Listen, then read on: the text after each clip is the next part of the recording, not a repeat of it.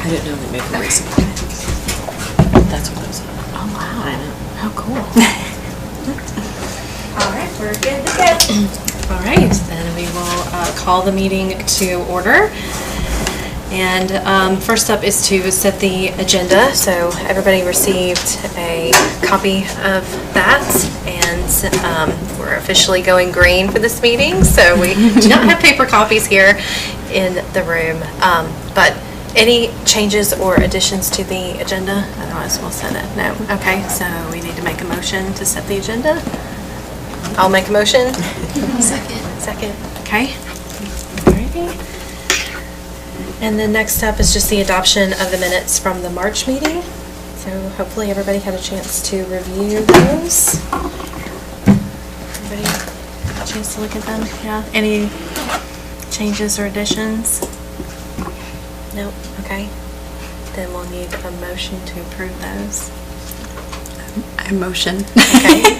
All right. Second. All right. Good. Who seconded? Did you second? Second. Yeah. So we are good to go on that. All right. So first up on the agenda is the Arbor Day celebration wrap-up.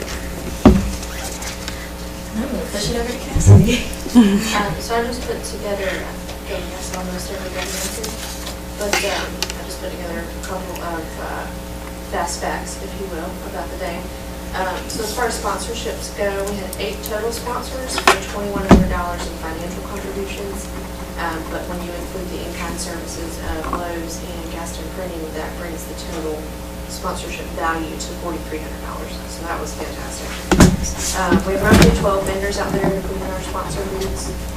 We released 10,000 ladybugs, planted 5 trees, and had about 40 student art submissions for the day. So I think that speaks to a pretty good volume of participation. I haven't obviously seen one in the past, but I think overall the day went pretty well. And in trying to do some attendance, we pulled back to some of the faraway shots and to count as best we could attendance at the event, and at least for the ladybug portion, we counted at least 90 people in that area. So I would say we had roughly estimated maybe an attendance of 200 people, and I think that speaks to probably getting close to that. But having done the event in conjunction somewhat with the City Pride Cleanup Day earlier that kicked off in that same location, we're still waiting on some feedback from them to see how they felt about that, but I don't know that it, I think we were more ships passing in the night than a true joint event, but I think overall things went well on both ends for both events, but we're obviously open to any sort of feedback that you guys had on how to make it better for next year, anything we need to improve, or things like that.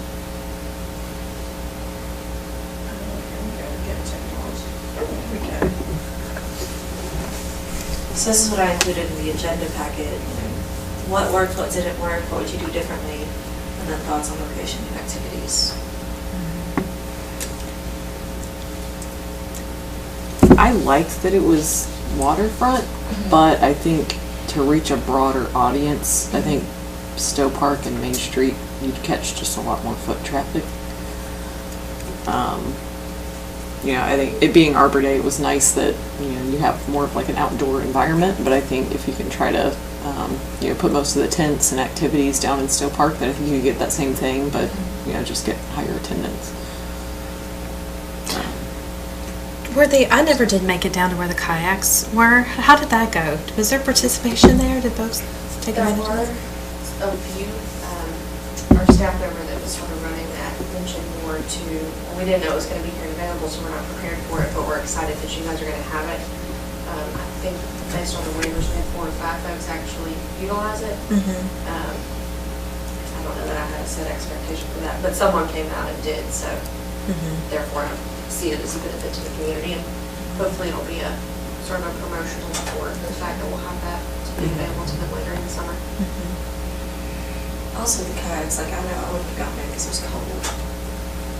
That was probably the warmest day that we've had in the past few weeks, and the water's cold. I think so. Having attended several of these over the last few years, I think it was probably one of our best ones yet, as far as just traffic and the booths that were there, the vendors seemed to really draw people through. You didn't have, I kind of watched how people were going, maneuvering through the setup, and it seemed like they really were stopping at each one, and it wasn't like, just 2 or 3 and they'd kind of skip all the ones in the middle. So that was really nice to see as well. And I think just from getting organized and all the planning too, I think that's really kind of streamlined a bit over the last couple of years too. So, and I give you guys, the city employees, a lot of the credit for that too. I mean, we definitely helped, but having, just you guys kind of be very organized and coming to us and just kind of having a checklist and things that you're doing versus what you need us to do, that was super helpful. And I think it just made it really easy this year. So I don't know that I didn't really see anything that was like, oh, that could have gone better. I mean, I felt like, honestly, it went pretty great. So I don't know that I have any constructive criticism, except for I do agree with Jennifer that I love that park. It's so pretty. I do too, but Yeah, it's I really, agree. it's like the intent of, you want to draw as many people as you can. So maybe at some point, if you kind of like build up the attendance so people know the event happens, look forward to it, then maybe it makes sense to move it back to that location. Yeah, and I agree. I felt like it just felt a little tight. I don't know, just it's like kind of narrow through there where we were set up, and then of course the parking. The shredded truck, though, everybody loved that. Everyone that came through, they were super excited to do that, and they were so happy that it was being offered. There were a couple people that said they didn't know about it, so I don't know. About the shredded truck specifically? Specifically, yeah, they were going to maybe try to go home and get stuff, but just probably wouldn't have had time,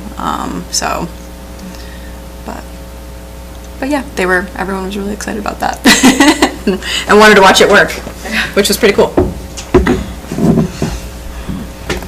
Personally, I know working the toy book exchange definitely could have done better. I think if we'd gotten more communication out earlier. I had several people stop by and grab books, but they were like, "Oh wow, I have a whole box I could have brought. I didn't know you all were doing this." So, lesson learned.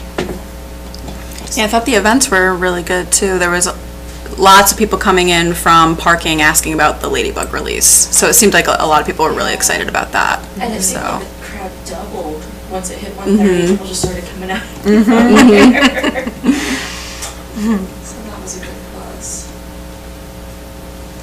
I really liked having the mayors there to kind of kick things off and say a few words and then help with the planning. I think that definitely helped kind of formalize the event and just show their support, participation. For our notes, we didn't realize that we had to create our own certificates, like Arbor Day, Tree City USA certificates to give to the mayor. So like the NC Forestry guy would read off his speech and then provide a certificate, which we didn't have that. So it's coming in the notes that we need to print out certificates. And then Marie, I know you have kind of a history, with this event too. So what were your thoughts on the event and your kind of experience with it? It was definitely an improved attendance over last time at that park. The first time we did it at the park, it was really hard. We didn't have foot traffic and the advertising, so it has improved. The parking is still hard for folks. Having the gators there to bring people back and forth was a good idea. But everybody seemed happy, and they especially like that it's free. You don't have to pay, they know it's free. They couldn't believe it. So that's really nice. I like the activities. I thought it was a good range of activities provided for people. So it wasn't the same thing at each booth. You got to do something different, learn something different. I thought that was neat. I like the AMR thing too. That was a really sweet little thing she did. That was really nice. What was that? She let kids do crafts. She just brought crafts for them to do for free, and they were thrilled. I mean, that was very popular. She ran out. I got one too. It was awesome. It's on my desk.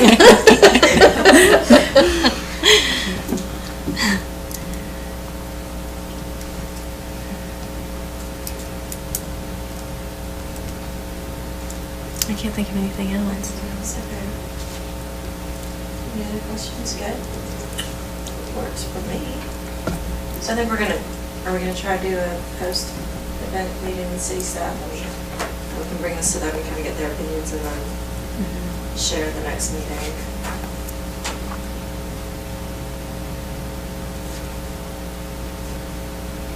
The music was good.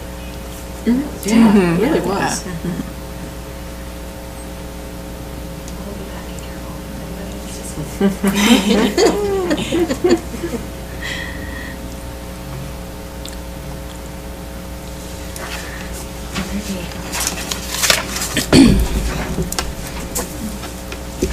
All right, let's see. Next up is the Heritage Tree Program update.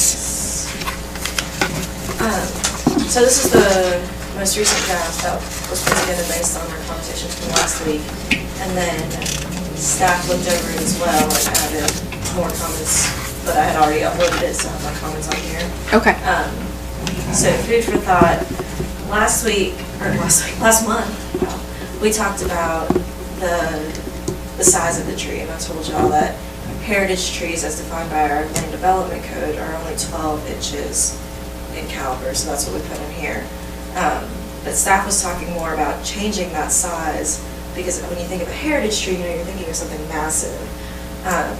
So one of the comments made was changing the size requirement to something along the lines of significant or superior in size.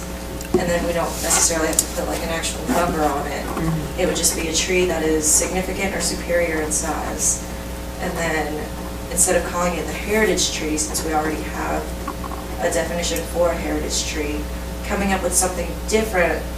So I think Charlotte does treasure trees. So we've seen some kind of like a different title for this program so it doesn't get confused with the heritage trees that are already being protected for new developments.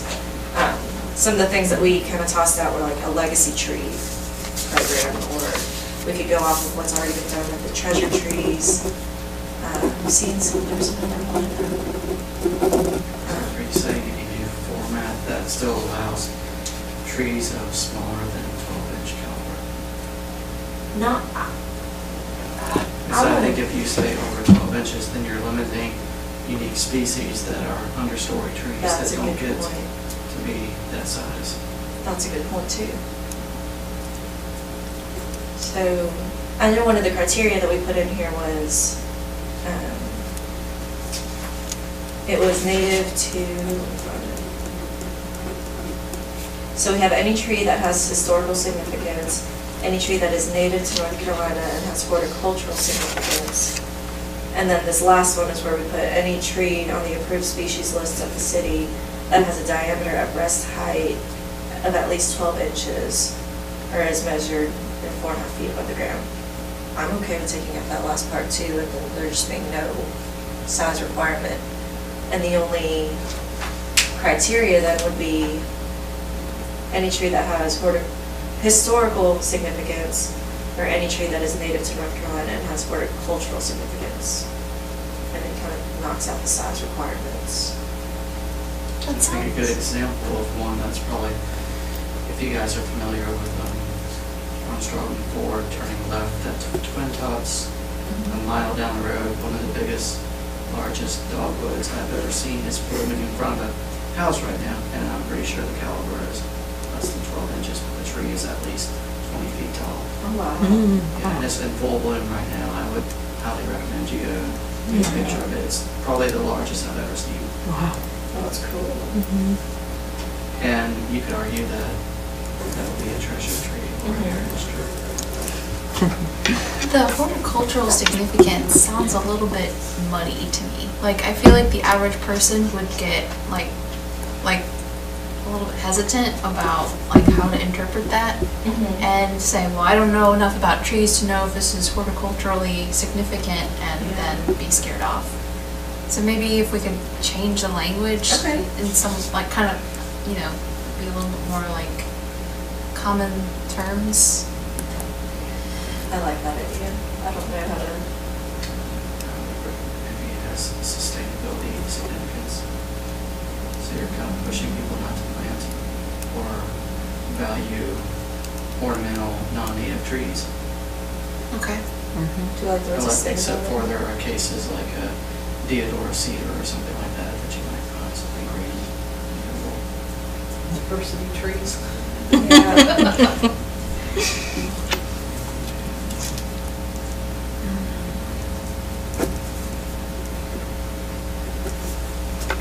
Here.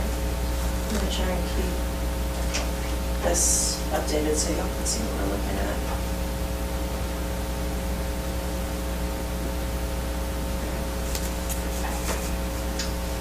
Should just say cultural significance That has cultural significance. versus horticulture. Because, I mean, when the idea is to kind of connect to place and time,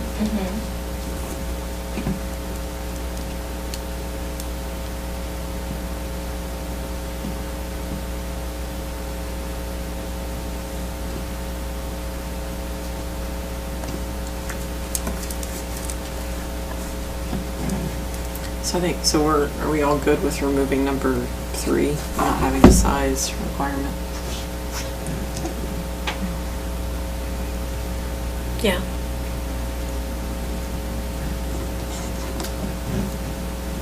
I think do we want to keep that it's on the approved species list, though, and just remove like the second half of that sentence, or are we taking the whole thing out? I would take the whole thing out because our approved list doesn't really exist right now. It's okay. kind of in limbo, because there isn't an approved list with the LDC, but there is a list that was created that still floats around on the internet.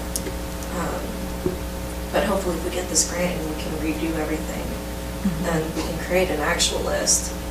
So for right now, I would almost just remove it.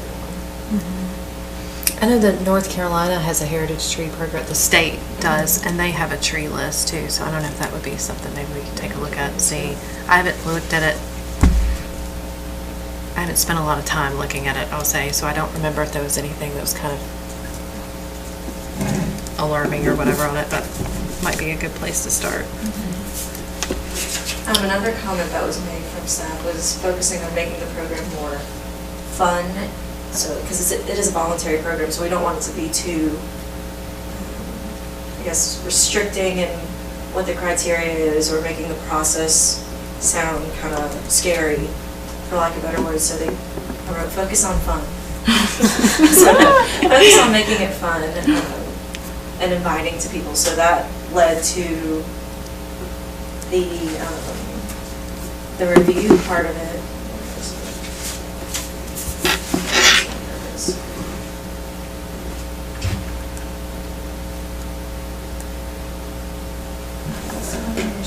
Consideration. Here, this consideration for the heritage tree nomination. The ESB shall meet to consider each heritage tree nomination forwarded by the planning department at a public meeting, which would be this meeting. And then we also have the board shall consist of a city staff member from planning, a city staff member from public works, a quorum of the board, and a certified tree arborist, which we thought was good. You know, you have somebody that's outside and has the knowledge to say whether or not this tree has this cultural significance. But then, where is it? Okay, so a tree nomination is determined by the board not to be complete or not meeting the intent, purpose, and spirit of the program shall be rejected. Any appeal of the board's determination will be submitted in writing to the planning board for consideration at their regularly scheduled meeting, and then the decision of the planning board shall be final. So when we were talking, we thought it kind of sounded too strict, and we don't want anything in it that's going to discourage people from applying, because they might think they've got the prettiest tree. And we don't want that to stop them, because they might. But if they see this and they're like, oh gosh, it's going to go to planning board, and then planning board is like, you automatically think hearing.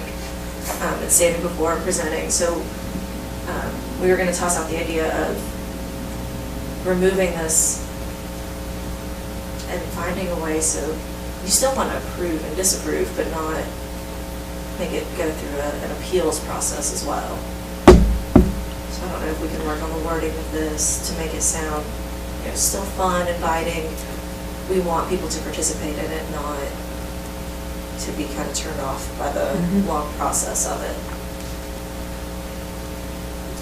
I hate to say it, but is there an option to just delete that paragraph Right, entirely? yeah. And we'll determine at that time Yeah. what it makes sense. I'm sure there's some type of an iterative process if they submit and, you know, we need more information or, Yeah.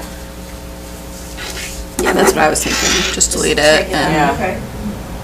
Because it still says, you know, we're still gonna review and approve it. right. We just don't have to specify what What happens if the process we- would be if they yeah. want to appeal that, yeah. I like it. I like that. What's the value to the resident too? That's my next. So, some of the programs that we were looking at, they give them plaques, like very special looking designated plaques that they can put either in front of the tree or on the tree. And it really is just, it's bragging rights. But then we also talked about the tour and making a tour out of it and creating something on the website, so there's like a map on there, an interactive tour. And I don't know if it's published yet, I know they're still working on the app, but they did one for the historic parts of downtown, and it's a historic walking tour, and they worked with all sorts of people, so like if you're going along the tour, on your app it'll say stop here, and then you're listening to a recording of somebody telling the story of why this place has historic significance, and it has all cool sound effects, and then you go to the next part. So we could do something like that with this program as well. Of course, we need to get permission if it's a privately owned tree, that kind of thing, but that good feeling of being a part of something, that's what you get. I definitely think, whether it be within this document or like on the website or something, I think we need to kind of communicate it in a way that encourages people, entices them. Okay. So it's more of a, like, you know, get your tree listed on our like interactive map or something like that. The visual, kind of the visual awareness of kind of like the Wildlife Federation's backyard wildlife habitat signage that people see. I mean, just, I'm not sure the general public would go on a website just to look up trees and find that information. I mean, some of us, you know, plant nerds, you take all that off the record. But seeing something actually physical will bring value to community that shows that the community values the trees and they're proud of the trees and they award trees a certain designation for the public to see. I think there's probably a stronger value in still that kind of old school marketing avenue. I don't remember what city did it, but they had like an awards ceremony for everybody. They had different awards that you could win. So it's like your smallest tree, biggest tree, most creative tree, that kind of thing. But it was a specialized event just for everybody that had a tree in this program. To coincide with Arbor Day. yeah. I don't know why, but I'm thinking scavenger hunt. Like if there's some way we can coordinate Yeah. some kind of like city tree scavenger hunt where, you know, for, you know, not just plant nerds, but like students and, yeah, where they could go find, you know, where is the smallest and biggest, heritage tree or legacy tree. Yeah, and I've seen, in my neighborhood at least, signs for like Belmont's lawn of the month or yard of the Yes. month or something, It's so. a good pride feel. Right, yeah, no, you know, it is. And it's like, oh wow, look at their beautiful yard. So I don't know, something like that, I guess, maybe. I don't know if someone would want that out on their yard, their front yard, like all the time or just for a month or something. Or like newly designated tree Yeah. here, if people want that, I guess. I think that's a great idea. I do too. I think that would not only give them a lot of recognition, but then also build awareness. And then people say, wait a minute, I got a tree that's cool. Right, yeah. And the purpose, when I was reading the goals and purposes of the other programs, all of them were the same. It was bringing awareness to the importance of tree canopy and the significance that some of the trees in the area have. So signs would definitely do that. You could have some T-shirts printed up and say, I own a heritage tree or something. And present that with whatever plaque or something. You'd be surprised. Yeah. People might really get into that and wear it. It might be advertisement for free. Yeah, definitely.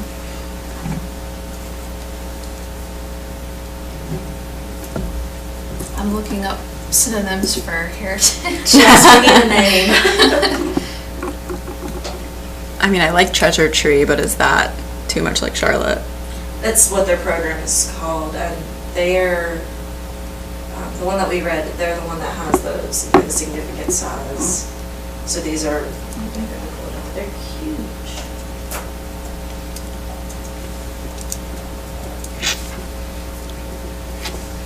So it's a different organization that's doing it. Let's see. They have feature trees. No. Oh wow, that is real bad. Oh, okay, hold on.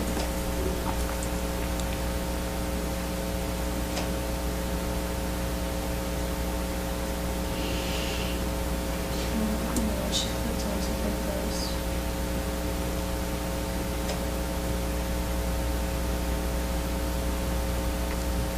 Bear with looking here.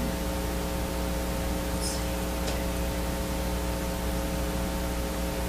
So they were like just, you know, rather large trees.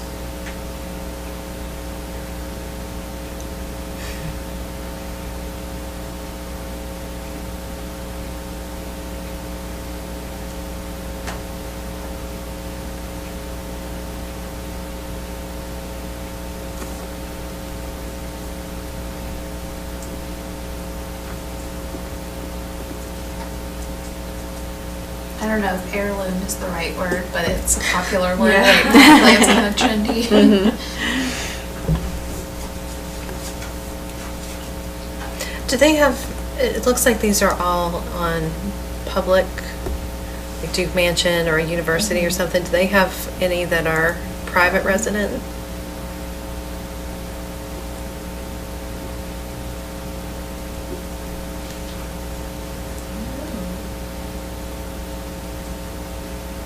These Yeah, look that like one they might may be. Yeah. Mhm.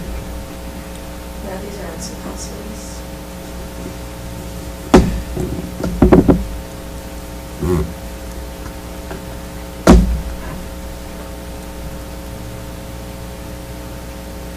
Yeah, okay.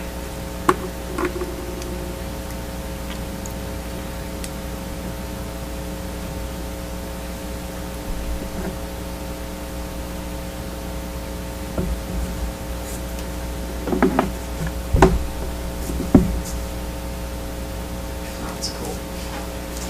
Dragons out.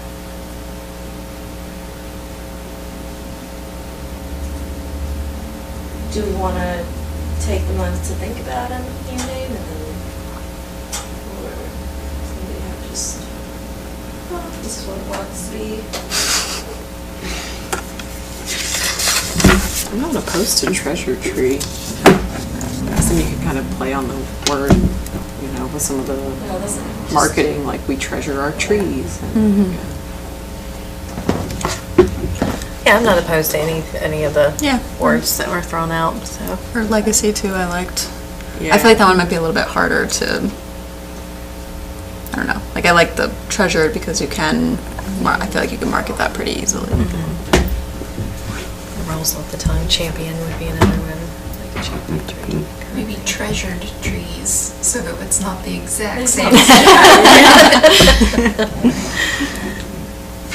If you use theirs and they're not copyrighted, you can use their materials. Yeah. For free. That's true.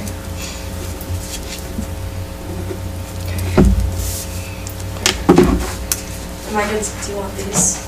Just for notes on them. Do you Oh, want sure. changing them? Yeah, and then one other thing I noticed was, so in the criteria, if we're gonna take out number 3, we have, it also says, the tree must meet a minimum 2 of the following. Well, it says 4 criteria, but it should say 3. So I don't know if we just, do we want to do and or Yeah, show me- Or would certainly show be me- less- Yeah, either of the following. Mhm. Okay.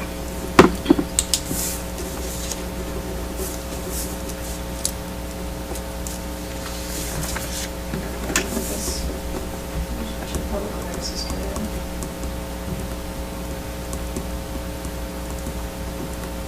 Community designated heritage trees will receive recognition. Okay.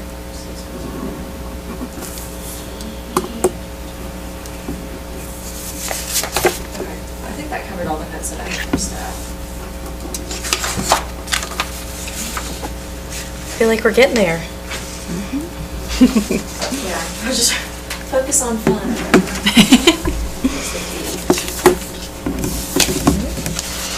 So we're good on that one? Next up is the tree replacement and preservation guide for residents. Yeah, so I got an email about this. It was an idea from a resident. Honestly, it's something we should be doing already. It's just being a great resource to residents and having all of this stuff available. But one of the ideas was the idea that was tossed out is some type of handout or brochure.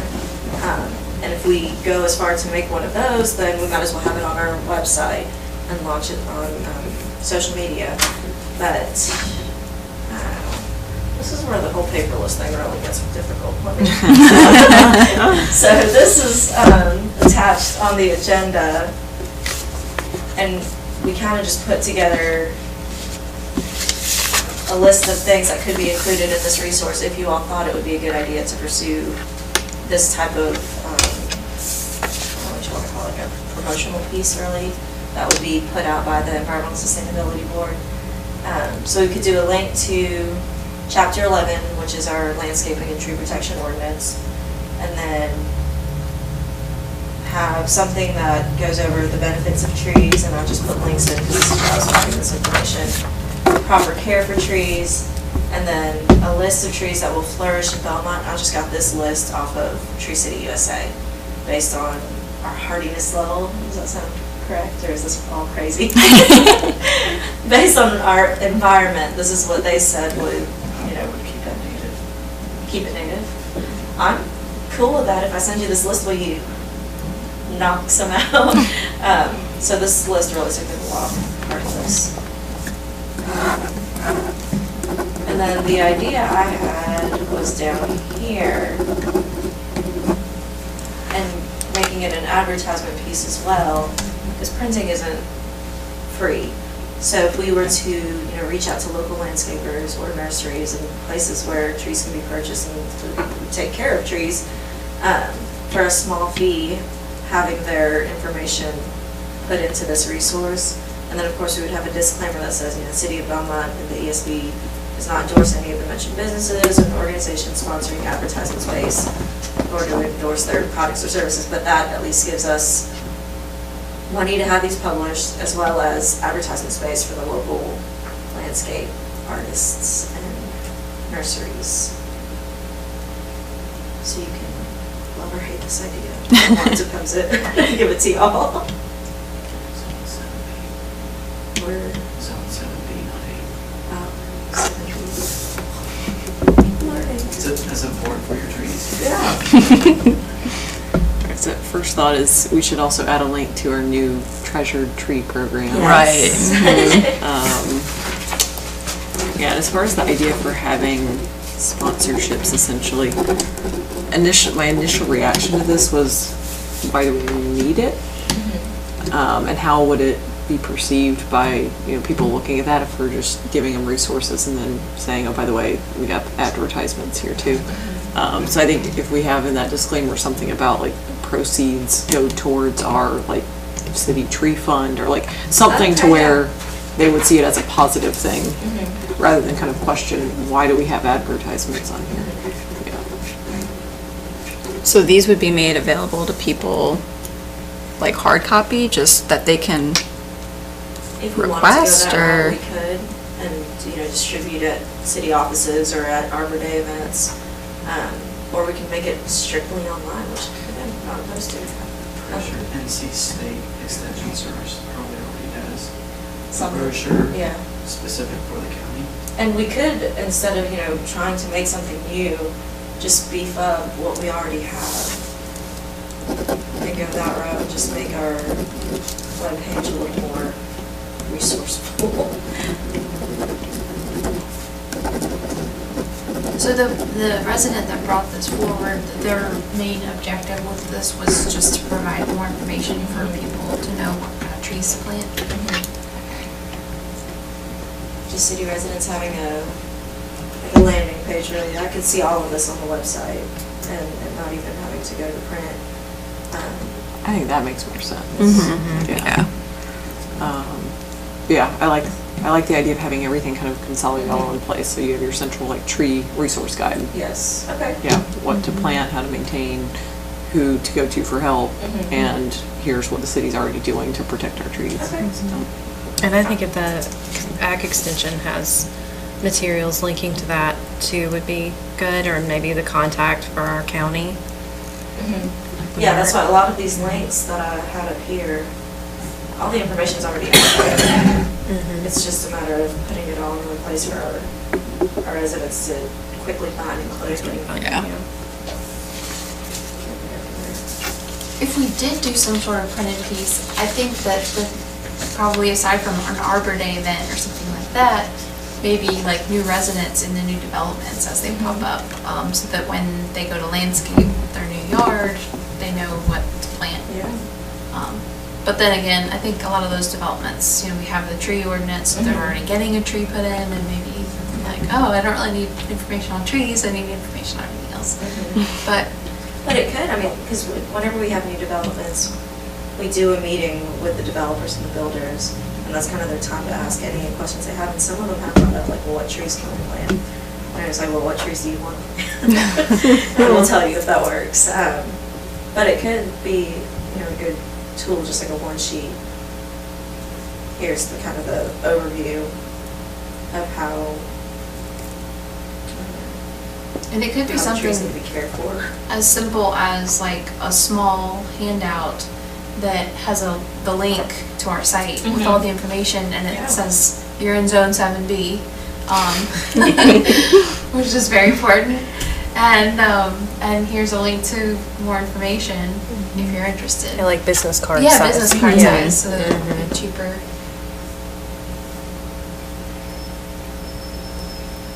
I like that idea. I do too. So it sounds like we're all in the agreement of making some sort of landing space for all this information, but it doesn't have to be like a full publication. Yeah, I think online is really good for that. Awesome. So I'll do a little more research on this and see if other cities have good examples that we can kind of piggyback off of.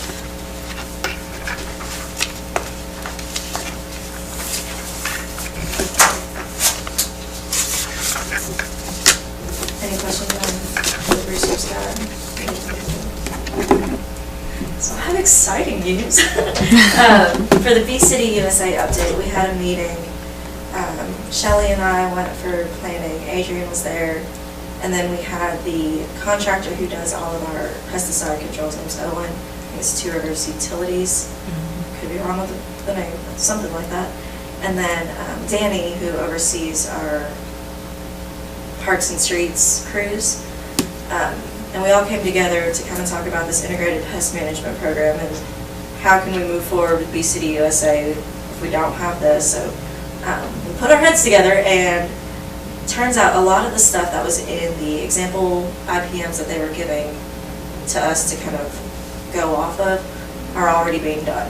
So we put together a draft IPM, and it's gone out to Owen to review to make sure that it's something that he can continue on with. It went to our public works guys to make sure that it's something that they are cool with. Sent it to Adrian and Shelly to review as well. Once they've got all their comments and put their edits in, I'm going to send it to y'all to make sure it's good. And then once we get your okay, we send it back to Bee City USA. And based on the communications that I've had with them, this is really the only thing holding us back from getting this Bee City USA designation. So our application's in, everything else looks good besides this missing component. So once we get that, we should hopefully, fingers crossed, be able to move forward with the Bee City USA designation. Everything else will stay the same from past reports, just the new development of the IPM program. So it's still moving forward. But yeah, that's where we are. It's exciting. So the IPM is just, obviously for city operations. Is there any Yes. requirement for us to kind of communicate out to the community what they can do to implement IPM? We included a communications part in the plan, but not, so it didn't really talk about like what residents could do. It focused more on how we would communicate what chemicals are being used, when they were being sprayed. And a big portion of it too was posting signs at the public parks.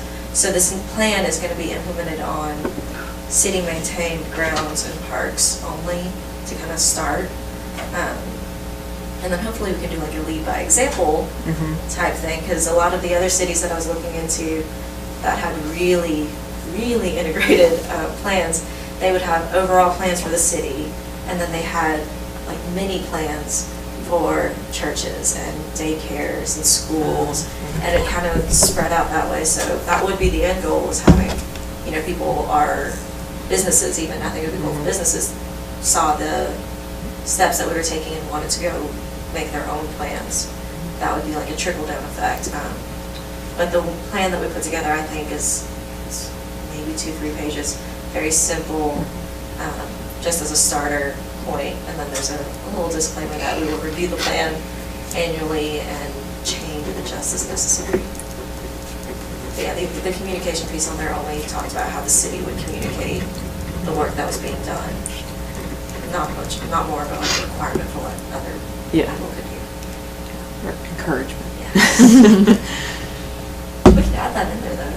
City encourages all businesses and other types. Could be another resource guide for, Yeah. if we're Tree City USA, then we would also want like a Bee City resource guide. On that note, that I haven't looked, but I'm wondering, as you shop, you see in the grocery store, the marketing on any products that say 100% organic, 100% natural. I wonder if there is a municipality or city or whatever that has a program, a residential program that allows you to have some sort of recognition for 100% natural organic yard. That would be cool. And if there's not, maybe that's something that's, so if you're to Bee City USA and the beekeepers are, well, bees are working for you, but. Like a people around them pesticide-free is- yard. Was it? Pesticide-free or Yeah. like certified organic yard. Yeah. So like next steps would be like creating a program. Maybe without putting more work on somebody within the city, but that's what you get, No, that's a neat idea, because that would encourage people to Implement to that. implement something. Some of your in their homes. neighbors have, you know, And it's bringing awareness to the reduced pesticide use, which is the goal of this IPM. so I don't know if there's a way to connect with North Carolina Wildlife Federation to Okay. talk to them about that, because that could be something they could piggyback on with their backyard wildlife program. But they'll be at Daniel Soda Town Gardens native plant sale on April 26th, 27th, and 28th. April 26th or the 28th? Denver's only on 26. Okay.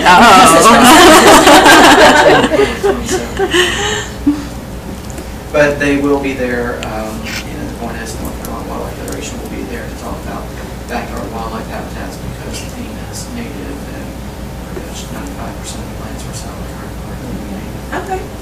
That's great.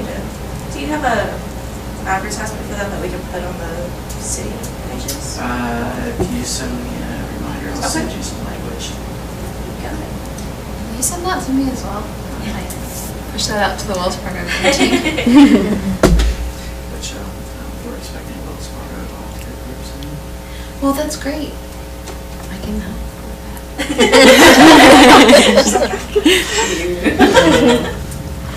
Okay, I will email you for that. That would be awesome. And I'll just send me the tree thing. Cut some of them off. Or even, cross-reference it with, Jennifer Flowers is the extension agent for this area. I think she's a good resource.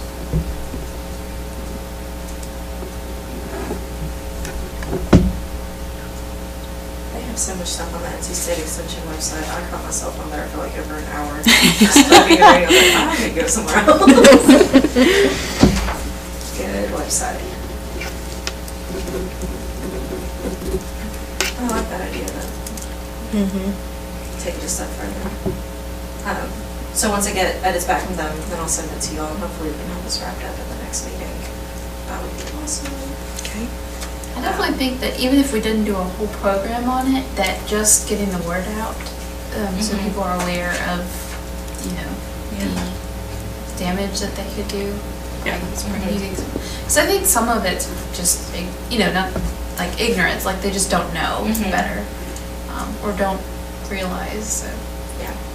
It would be really hard to follow up and really check to make sure somebody's. That was going to be Yeah. my question. How would If you you? work with the Wildlife Federation and you assume that the backyard wildlife habitat program is coinciding with the reduced usage of chemicals.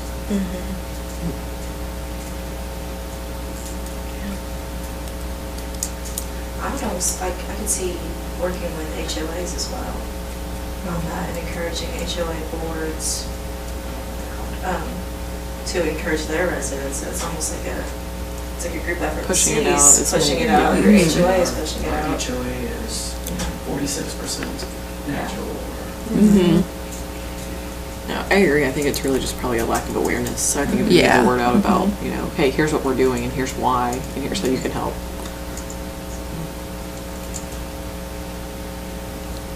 So awareness brings us to our next agenda topic. It's flowing great here. So recycling campaign. I know when I started working with y'all last year, we originally brought up this recycling campaign. You know, it was just social media bringing awareness here and there. But I think what we really need is a solid plan, one. But it's like, we need to think of really good campaigns that bring awareness to recycling contamination. So the city is, their trash contract is going to be ending soon-ish. I say soon, maybe 1 or 2 years. But they're talking about the recycling contamination and how bad it is and how that could potentially lead to us not having a recycling program at all based on, you know, cost and kind of how the market's going. So it's kind of falling to us as the ESB board to come up with something that encourages and educates all of our citizens to really be more mindful of what they're recycling, what can be recycled, what can't be recycled, and why it's important that we don't contaminate, because it all goes to the same place if one load is contaminated. So they tossed out the ideas of going back to, what's the opposite of single stream? Like separated containers. But I think Waste Pro didn't want to go back to that. It's either a single stream or nothing. Yeah. So Who picks up recycling? Waste Pro. Can they not just flag the containers that have the issues to make the resident aware that they're not abiding by the proper protocol? To put the impetus back on them? That's a good question. I don't know that they look as they're dumping, right? Like They do. They have a individual- camera. Remember, they said they had a camera that looks at the loads. But they But don't for have the truck. RFI on the can, so it's, unless somebody looks at the mailbox and it's like, okay, we're at this address, there's not like a easy Wait for them to tech way track that. to flag it in the moment. So I went to Do they have Waste the Pros. option of just not picking it up if they, I mean, I know that sounds bad, but if that's going to contaminate the entire load, you see what I'm saying? But Yeah. that's why I was saying they're not looking at individual bins as their, Not before they dump it, they Right. look at it as As it's being done. and then Yeah, they'll- right, and then it's like, A little too late. Right, and then they'd have to like jot down whoever's address it is, and yeah, Yeah. that might be challenging. Yeah. What are the biggest issues? Because I went to Waste Pro's website to try and find out, you know, like pizza boxes, and like Charlotte says that that's okay now, but I didn't know if that's okay for us. And another big one I think is trash bags. I assume we shouldn't be using them, but, you know, don't know, that's a big deal.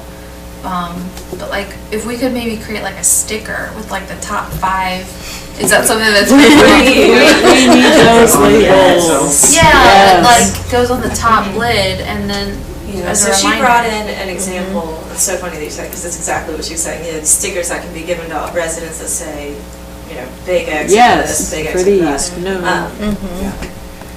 It's just a matter of purchasing the paying for stickers, them. so, yeah. How much would that cost to get, you know, those distributed to everyone? I'm thinking sponsorship, because we have Yeah. printing companies in town. I'll ask. Yes, right now. So cost of printing, because I don't think we have to get the stickers from Place Pro. Yeah. Do they take their recycling to Sunoco? Is that where it's done from? I don't remember what she said, do you remember? I thought it was the Murph and That Charlotte. sounds more familiar. And then we could always do maybe like quarterly reminders, either in people's mailboxes or in the water bill or. Yeah, we can always use the water bill, Mhm. use that monthly. I mean, this is where we still need Waste Pro to actually provide data so that we can see, like, all right, after we implement this, did anything change? Has it improved? Mhm. How much has it improved? Do we need to keep doing these outreach? Do we need to do it more frequently? Yeah, and I think including some of that information on a reminder to the community. Yeah. Just so they can see that this much is getting actually just put to a landfill and not being recycled at all. I'm envisioning almost one of those kind of like thermometer, like, we need to set a A goal visual, of like, okay, you know, yeah. right now, here's our diversion rate. Here's where we compare to other cities. So this is where we would like to be. So yeah, I think if people see where we are and realize like, Recycling it. Yes. I like that. And then if we hit the goal, people are excited about it. Yeah. we can celebrate it Arbor Day next year. Hopefully, yes. I think I was just kind of thinking, you know, social media is good. I mean, there's certain groups in Belmont that we could try to hit, you know, and then I don't know, when you guys put stuff out like from the official city website on like Instagram and Twitter and Facebook, do you know how many, like, do you have metrics on like clicks, like how many people are paying attention? Yeah, to because they're that? set up as business accounts. We can go in our back end and kind of see what's, what's working, what's not. Because I know, like, the Parks and Rec Department just did a public meeting, and we really, like, pushed it and advertised it, and we had 4 people show up. So I don't know that public meetings are the right way to go. It doesn't seem that people seem to be too interested in that, but maybe if we could, you know, at least in the super big developments, try to get on a HOA meeting and go to them instead of trying to get people to come to us and talk about that. It may be a better way to kind of disperse, message out. information. That's a good idea. Because I think it's just, I mean, it's like you said, I think people just don't know. I mean, when the Waste Pro lady was here last year and was talking about all the stuff that's clogging up the machines, I'm sitting there thinking my husband's thrown all of that stuff. That's our house. Whoops. And I, you know, it was with the best intentions, but I mean, I know for a fact my house is messed up a truckload or two of that stuff because we didn't, you know, realize that was an issue. So I think people want to do the right thing, and there's a lot. I mean, you see a lot of Just a lot recycle of bins confusion. out. Yeah, and they're just not Yeah. aware of the specifics. Did y'all see that game? I think I sent it to you, or we put it on the city page, I know. It was, Charlotte put out like a recycling game on Facebook. It's like, can I recycle this? Yes, no, landfill recycling bin. So Shelley actually tossed out the idea of creating something like that from the city that's just learning without realizing that you're doing it. Something like that. It could be as simple as a quiz, like, test your knowledge as a recycler, or how responsible of a recycler are you? Yeah. And then or how recycle savvy, I don't know. And then it goes through like different examples, and you click, is this recyclable or not? Yes, no, and then you get your score at the end, and then it gives you the tally of like this would have tied up the machine and cost X dollars or something. I don't know if we could come up with that much data, but it'd be good if people could see the dollar impact or the time waste, from the recycling facilities side. I think if we can get that message out, I love that, but if we can get it out like to the schools, Yes. Yeah. students are gonna be the best way to, they can bring that message home. Yeah. And I still own the intellectual property rights to that may be trashed. It's old, like it's dated now, but I mean, if we wanted to tie in something around that, I'm happy to give it to whoever wants it. That's all about this topic of recycling and trash issues. Back to the schools, I know we're doing the pilot program for Crayola at Page. What about other programs that we can do that are, we can do that program at every school, but that are more age specific and that would actually get them involved? How long is your trashed?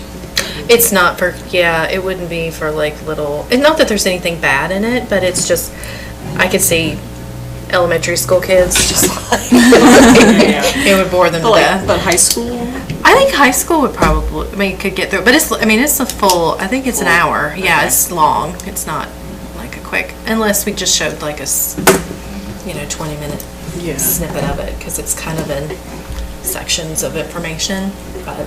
Would we be open to, I don't know how often they meet anymore, but like I know Claire's on the Environmental Sustainability Club at South Point. Like maybe a few of us going to one of their meetings and asking them to help in this effort and kind of getting their ideas, as maybe they're aged, what they think would work at their school. And that could be part of our program, it's an outreach program to the schools. And working with their students directly. I know the county does, but does the city of Belmont ever do a recycling day where you have the opportunity to do electronics and household hazardous waste and tires? And schools are usually great locations for that. For a drop off, yeah. The only ones I know about are with the county. And that's your opportunity to get the information to the residents about recycling issues. Yeah. So it would be like a drop off at the school location. Right, but it's got to be the stuff that you can't just Batteries and. Right, yeah, light Hard to bulbs. recycle. And Gaston County as a whole has that 3 times a year, or actually 4 times a year, but we already missed the first one. But it's in Dallas, and That's far from us. Yeah. it's I was far. gonna drive to do that. yeah, I wonder, but maybe we could, because the next one's April 27th, that's kind of coming up. But then after that would be August 24th. So maybe we could set ours up to collect and then bring it for the August 24th to Dallas. But it's weird, it's like one day and it's from 8 a.m. to 11:30 a.m.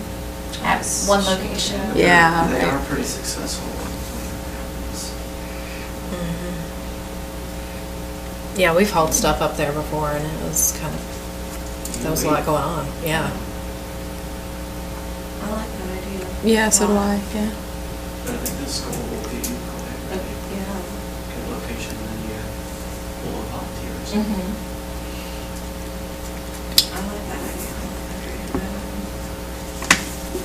Logistically, it takes a little bit of, he's in Columbia a couple times now, so as a teacher. Coordinated with Sunoco, they were a huge asset, and I don't know what Sunoco is like up here, they're in Gastonia, right? One of their big offices. It's a great idea. These are all really great ideas. So I think next best steps would be to organize it. So we'll put a big spreadsheet and then kind of everybody takes responsibility. It sounded so sad. Everyone takes responsibility for one project, and then that way we can get more done, and kind of like what we did with Arbor Day. And really giving up the tasks and just knocking it out and making a set plan So I feel confident that I can put this together and bring it and by the next meeting, if not before, send it out to you all so you can think about it. I think this is a good starting spot for this, but they really are kind of pushing us as a board to have something that we can start kind of utilizing with the residents. Well, and I think to your point, we need to know what the biggest issues are. Yes, yeah, we need that data. I'll go search for it. I think that's like step one. Mm-hmm. And then we game plan around that. Yeah. Because, you know, if it's, I don't know. So these are great ideas, but maybe some would be more like targeted towards the right thing. Yeah, because when she was here, I think it was, the biggest shockers were the plastic bags. You can recycle pizza boxes if they don't have a lot of grease on them. And then she kind of went through a list of the crazy things that people have tried to recycle, like Garden hoses, yeah, wires. battery, Containers. car Or batteries. Where do they take them here? Nursery containers? That wasn't, I don't think that was mentioned. Or the flats that Mhm. PMTs come in Yeah. and also. So you're telling me those aren't recycled? It depends on the number, Municipalities don't right? take them. Yeah. They will only take things, really, milk containers. Yeah, to be honest, I didn't know until we had that meeting and she had the label that they didn't accept number 6 plastics, so. Yeah. Yeah.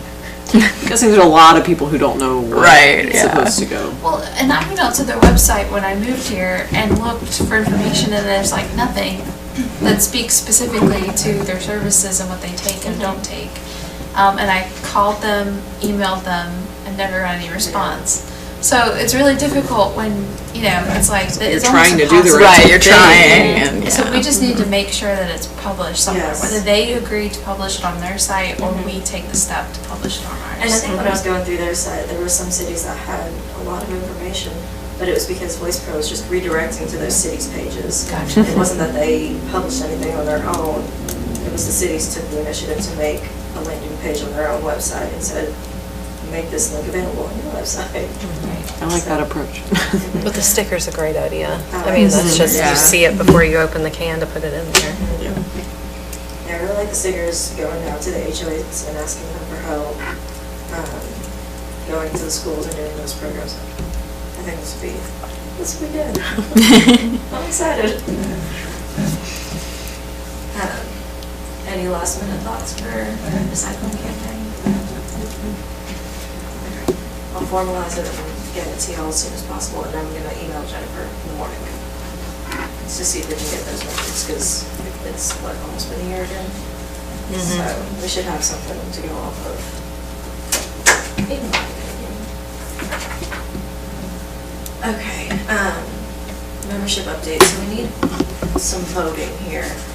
The way all of our boards are set up right now, it's not very easy to manage all of them, so we've got, you know, multiple boards, and each board has this rolling term, but some boards end in February, some boards end in March, some boards end in September, so trying to keep up with all of them and do all of the interviews at those specific times is getting a little daunting for us. So we are wanting to make it streamlined with 2 interview months during the year. So we'll have an interview period, of course I grabbed the wrong one, an interview period for the month of May, and that'll be for all of the stuff that starts over in May. And I think the other one's going to be towards the end of the year, so like September, October, to kind of go along with those. So what we're really looking for is, it's going to be a motion or an amendment to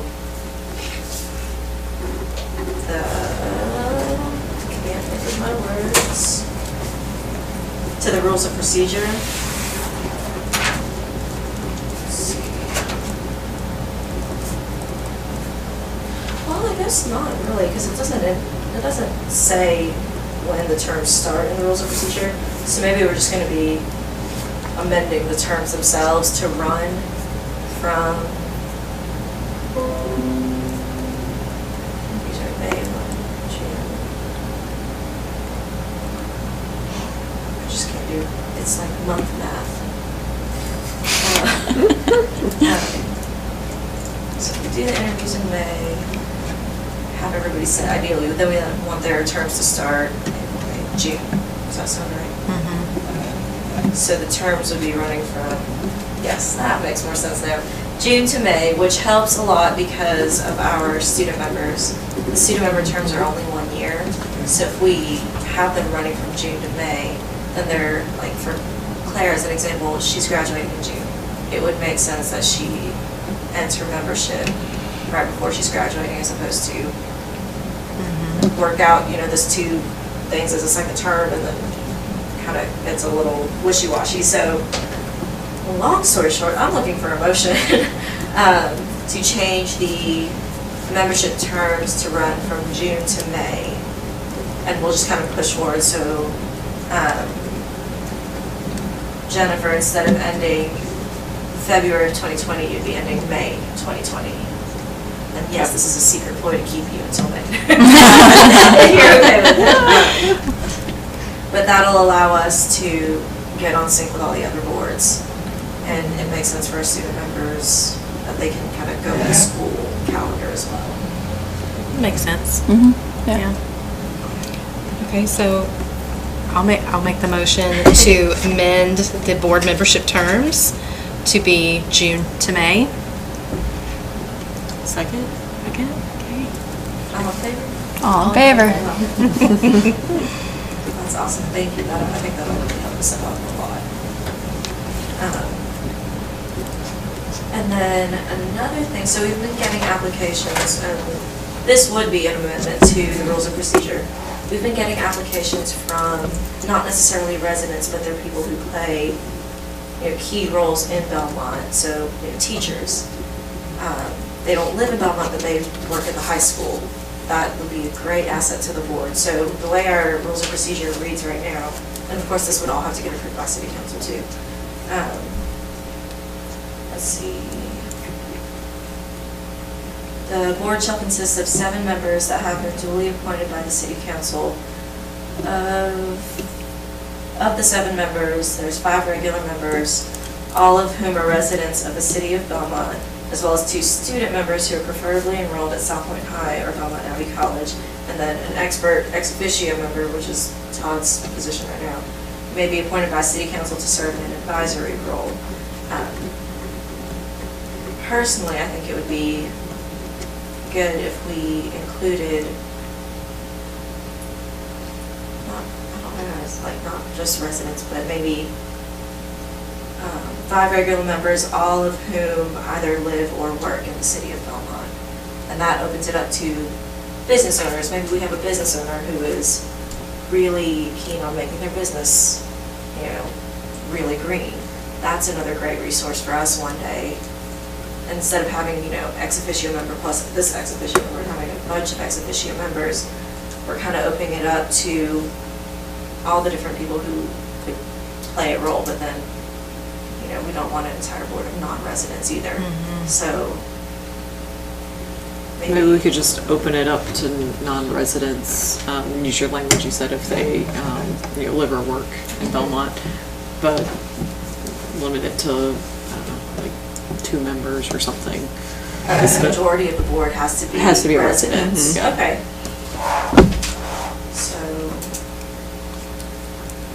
So to keep the number, I think this is manageable. So to keep the 5 regular members, all of whom are residents or work in the city of Belmont, and then add in something that says majority of the board must be residents.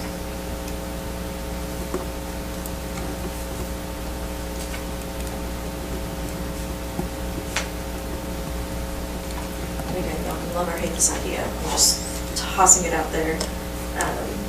I'm kind of torn on it, to be honest. Yeah, I am too, a little bit. I get it. Is there another piece coming about the subcommittees? That's another option, yes. I probably should have coupled those together. Instead of doing this, we could just create subcommittees, and anybody can be a part of those subcommittees. So it'd be like a subcommittee that focuses on recycling campaigns, a subcommittee that focuses on tree awareness, is a subcommittee that focuses on water quality. We could really kind of grow it that way too, and we can honestly not make any decisions tonight and take a month to think about it and how we really want to structure it and do more research. I don't want to discourage those, like a teacher or business owner from being included. I think it's important for them to have a voice, but I don't know if I would want them to have a voting voice over a resident when it comes to decisions for the city. The meeting is open to the public anyways, and they Yeah. can just come. Yeah, Yes, yeah, they we are. have a public comment, if anybody comes, yeah. I don't know, maybe we think about Hearing it. the subcommittee option, I'm definitely leaning more towards Yeah. that. Okay, Because, we can do yeah, that I feel like too. it makes more sense for them to be in an advisory role, but not a voting. Yeah, Yeah, I agree with that. okay, I like this idea. So we'll take the month to think about it, and then that gives me more time for research too. Okay. And see what other groups are doing.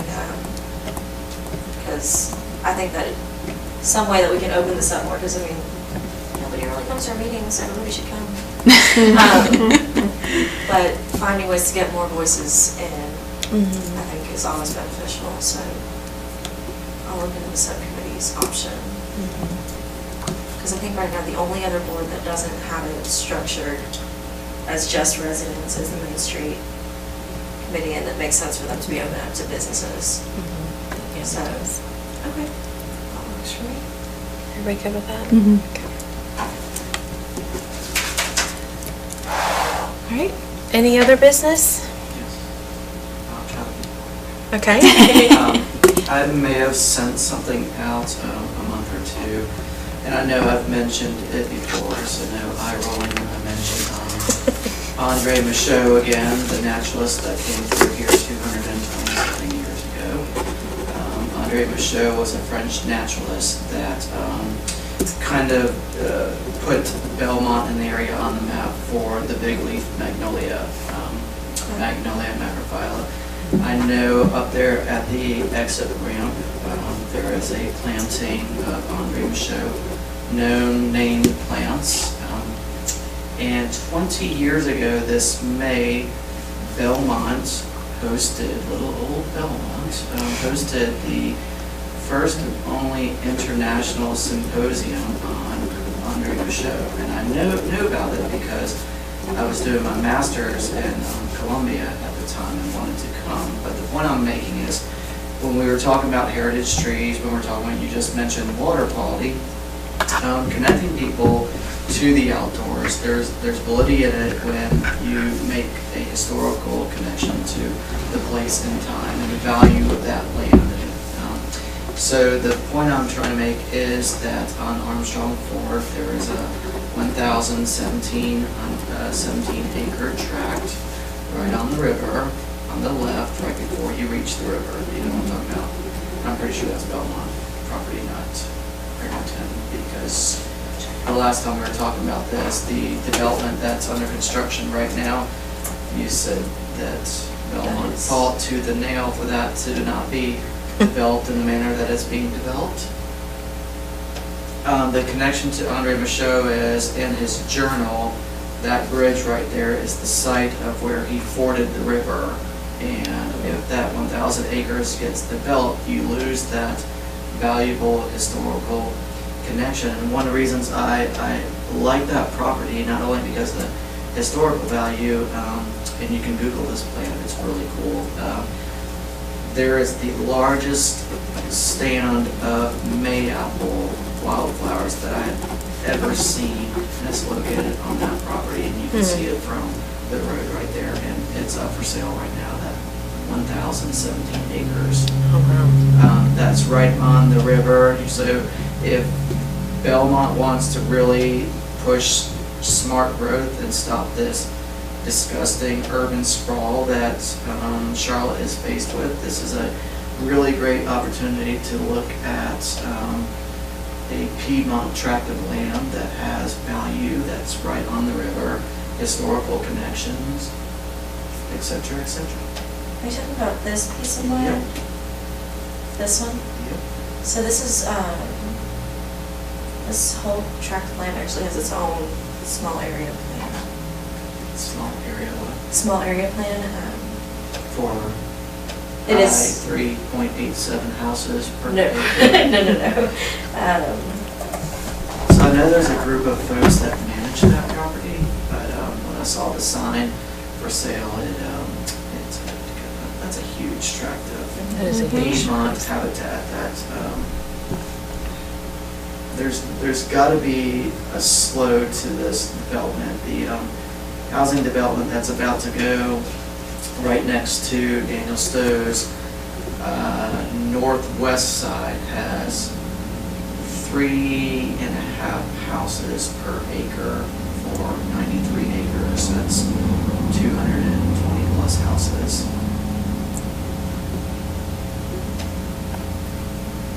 At $400,000 apiece.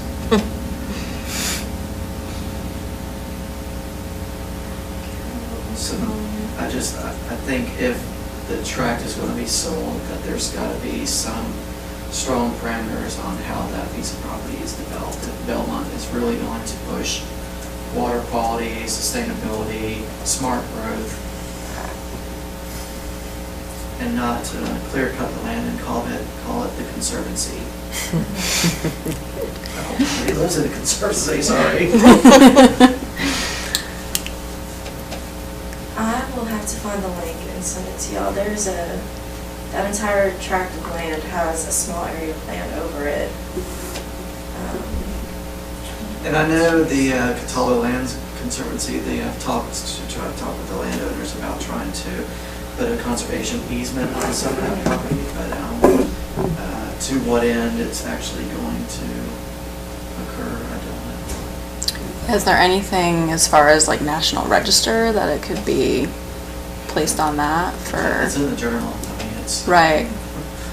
Yeah, I mean, when you go to Lincolnton, there's markers for him visiting that area and. And one of the best experts on Andre Michaud lives in the area too, so he has all the information. And there's an endangered species named after him. If there was. You just have to find it. Right, I mean, if that was on the property, then that would be like slam dunk. And even that doesn't guarantee that the property, unfortunately, I mean, there's the famous Schwarzenski or whatever, sunflower that grows in this area that even tracts of land with it have been developed because the patch was so small. Based on what he's saying, where does the tree ordinance stand? Because that would, it was written over a With the year and a half. canopy or the Yeah, all acreage, of it. I mean, there's- it's been in play for a while. Based on my memory, we just approved, I don't know why I can't find it on this document, but a lot of it was supposed to retain and stay as green space. There's a all-encompassing plan that sits on top of that one parcel that will restrict a lot of development on it. Just a matter of finding the right chapter. It would be a great way to somehow connect the thread trail system to that property. I'm just going through this whole chapter and it's not even up here.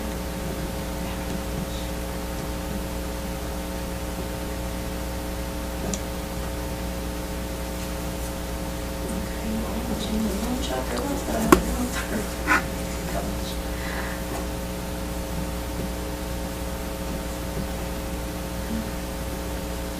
One more chapter to go. So at least it has been considered. It has, yes. There's an entire plan on it. It was recently adopted, I want to say in 2018. And when this was going before planning board, I had it all memorized of what it included. Okay, we'll try one more thing, because I can probably do it this way. Search small area.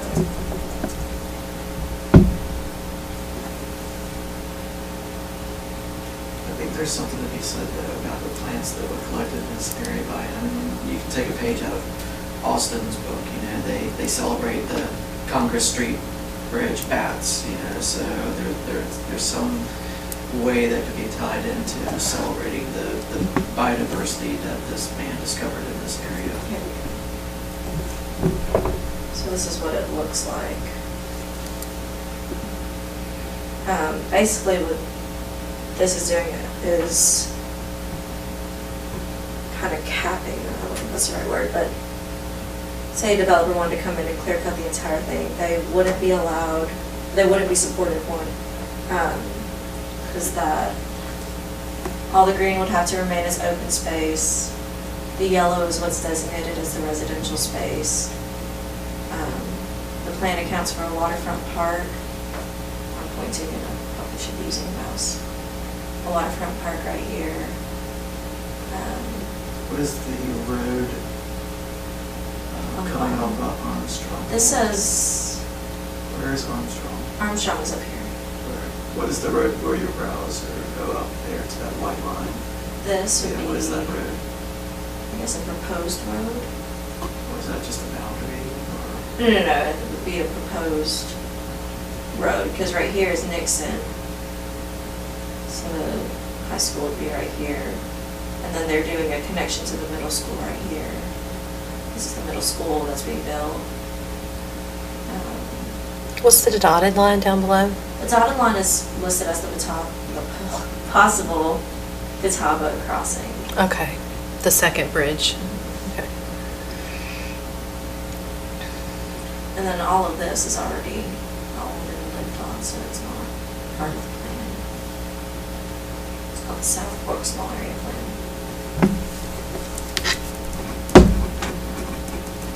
What is the...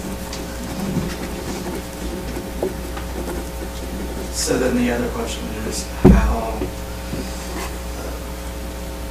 how is it that the city goes about determining the allowed density of houses per acreage? That was included.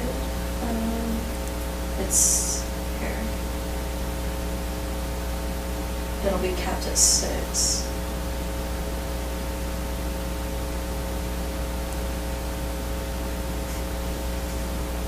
Piece of America.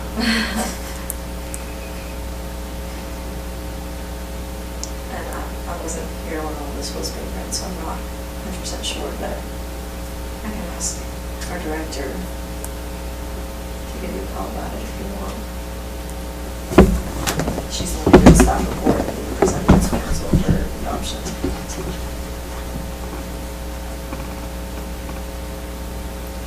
It's hard to tell with just looking at it, but I mean, does that amount of open space even meet the current tree ordinance as far as percentage protected? Possibly. That's a good question. Well, it's hard to know like what buffer areas are And- needed in there as well. And with I think the way the ordinance is written is the tree protection would really play a role in the residential developments too. So even though that entire section is, labeled yellow and residential, within that one area of land, it would still have to do the tree protection requirements that are in the LDC now. So the open space would be more than what's really shown on this. And just correct me if I'm wrong, but open space is just green space. It doesn't mean that they leave the trees. It just means that it's like greenway, like open, like. Yeah, just like not developed is what I would think. They're not supposed to cut it, basically. Oh, okay. Yeah, well, there's 2 different types, I would say, that you have the tree safe areas, and then open space that is a little bit more developed. So I know some neighborhoods have, public parks will count as open space. Yeah, to be honest, I'm not the best one for these questions.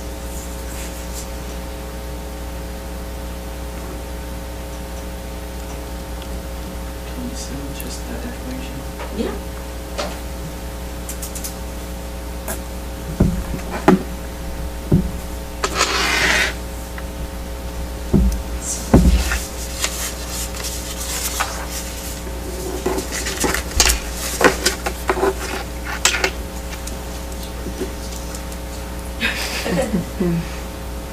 Now we're all depressed. Well,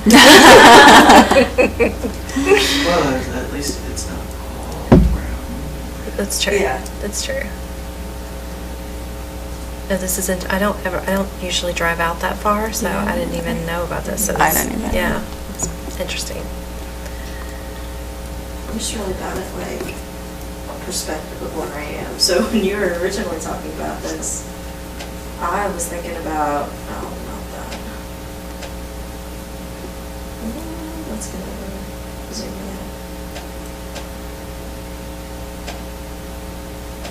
I was thinking about this land right here. I think there's a sign That's- on it too, that's the same company right around in there. And it was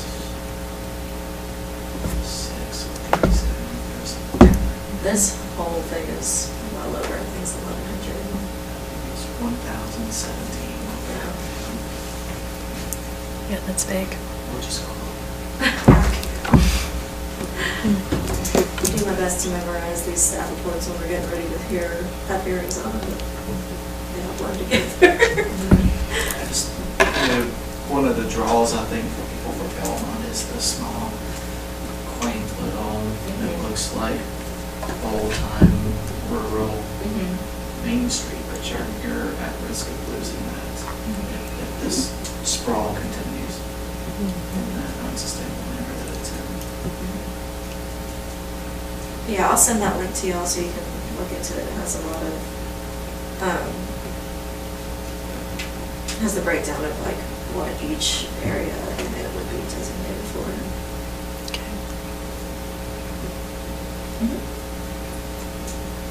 I have a question about the bridge because I missed that meeting, but we can adjourn so that way everybody can get out of here and then I'll ask about it. So any other business?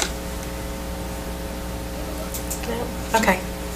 We don't make a motion to adjourn, right? We Nope, just just adjourn? adjourn. All right, we're adjourned then. I'm gonna give you 2 seconds to make your call.